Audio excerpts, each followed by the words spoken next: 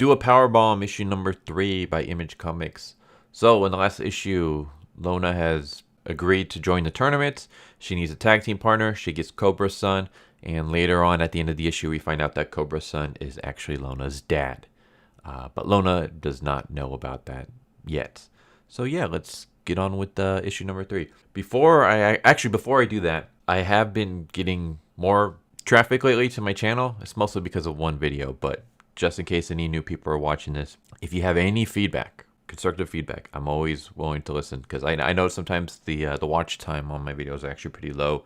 So if there's any reason why people dip out, if you want to share, I'm totally down to listen, and hopefully I can make changes and stuff to get my channel better. Like I am not opposed to any kind of feedback whatsoever. So yeah, just want to throw that out there. All right, so do a power bomb.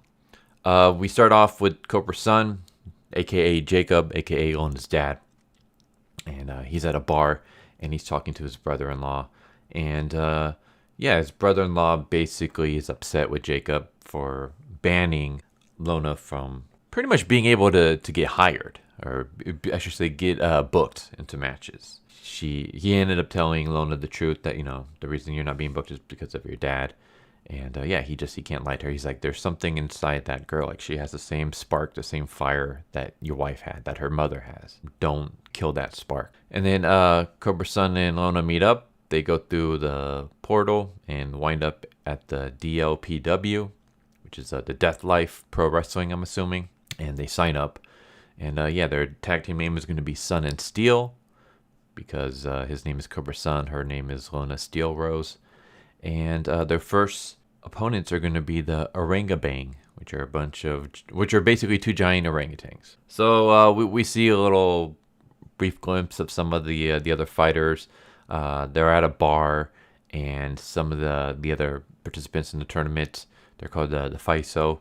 They see a dog who peed on one of their legs. They get pissed off. They're about to punch the dog when Lona gets involved, and then she gets punched. So Cobrasun goes to, you know, protect his daughter. He gets hit, and that's when the orangutan group shows up and tells the guys to beat it. They introduce themselves to their opponents, who are going to be Cobrasun Steel Rose, and they seem like nice people. They're basically like, you know, we believe our opponents should be in their best condition. Like, we want a completely fair fight. And they introduce themselves, they're brothers, and they're fighting for their sister. Their sister has passed away, and they're trying to bring her back. So that's what they're fighting for. And I like this. I like the fact that, because it's like everyone is fighting to bring back someone, you would assume. Yeah, basically we get our bracket. It's 8 teams who are going to be participating. So we have the Sun and Steel, the OrangaBang, the FISO, the Pizza Party, which are kind of cool, the Lucha Bots, the Poro Pack, the Knights of Rin, and the Devil Doers. So yeah, we got cool gimmicks, but as I was saying, I like the fact that we don't know anything else about the other characters. Like, I mean, we just know they're like this photo shows. We just know their names, where they hail from, and what their finishing move is called. I guess we can kind of get a bit of their personality by their clothing, but we don't know what anyone else is fighting for. We just know Sun and Steel is obviously fighting for Lona's mom. The OrangaBang is fighting for their sister. But I like this. I like the fact that they're fighting for something, which makes it harder when someone has to lose. If Lona and Cobrasun lose, they don't get the chance to revive their mom and wife. If the Oranga gang lose, they don't get to revive their sister. So it's like everyone's fighting for something, and I like that. I like it's not just, you know, only one person actually has something at stake and everyone else is just doing it for the fun of it. I'm assuming. So I'm assuming everyone else is fighting for something. We don't know yet. We don't know what any of the other competitors are fighting for. But I like this. This brings like an extra dynamic to the mix. But yeah, so the Oranga gang come out. Lona hypes herself up by thinking about her mom and what she's fighting for. And so Cobrasun decides he's going to participate first. And unlike the wrestling on their planet Earth, this is actual real life wrestling. This is not planned out. They're actually doing moves to each other. So there's a little bit of universe building here where we find out that all the other competitors, like on their planets, wrestling is real. Wrestling isn't an act. It's not predetermined. I hate saying fake because, I mean, the participants are actually putting their bodies on the line and stuff like that. Like, they're actually doing the stunts and things. It's just, they're not trying to hurt each other if they can help it. And obviously the results are, predetermined. But on all the other planets, they're not. So Cobrasun and Lona are actually going to have to wrestle for real for the very first time in their lives. And it's this whole thing where they have to kind of train themselves to like not pull their punches like they would if they were back on Earth. And so yeah, Cobrasun steps up to the ring first and he gets the crap kicked out of him. And Lona's constantly begging like, hey, like, tag me in. And he's refusing because it's his daughter. He doesn't want his daughter to get injured, but he can't tell her that because he was the one responsible for killing her. For killing his wife, her mom. It was an accident, but he's still the one that did the move. So, yeah, we just have Cobrasun getting the crap kicked out of him. And then eventually he realizes, you know what? My brother-in-law was right. My daughter does have the spark in her. I have to give her a chance. So he goes for the hot tag. And I'm going to end it there. I'm not going to reveal what else happens.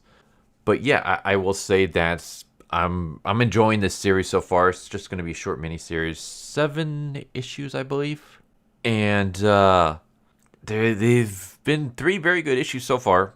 We're almost at the halfway point. The artwork is great. Like, it's very energetic, I would say. Like, especially for like a fighting series like this, the artwork can make or break your series, I think. Like, if the fighting is not good, then that goes the whole appeal of your series.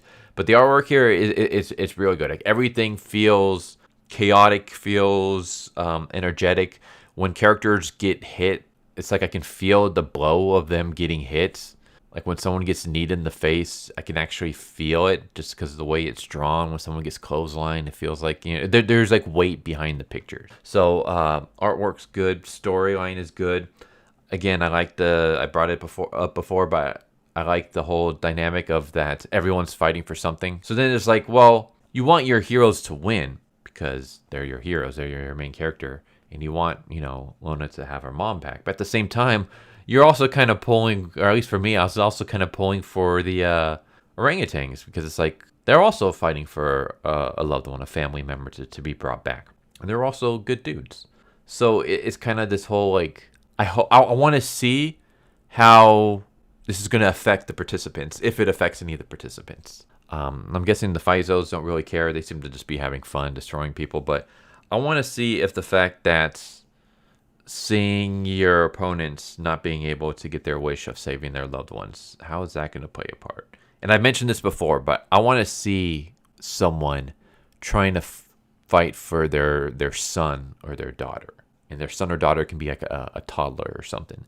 How is that going to affect the opponents? Like, I'm trying to fight for my little kid who unfortunately passed away, and I'm trying to bring him back so he can live life to the fullest. How is that going to affect our characters? So, yeah. Like, I'm interested to see where they go with that. Hopefully, they actually go somewhere with it.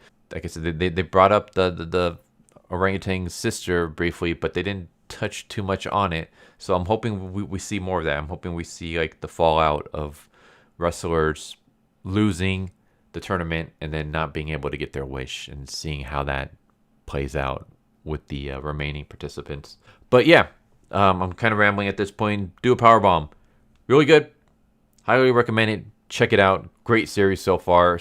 If you love wrestling, definitely pick it out. Some cool fight scenes.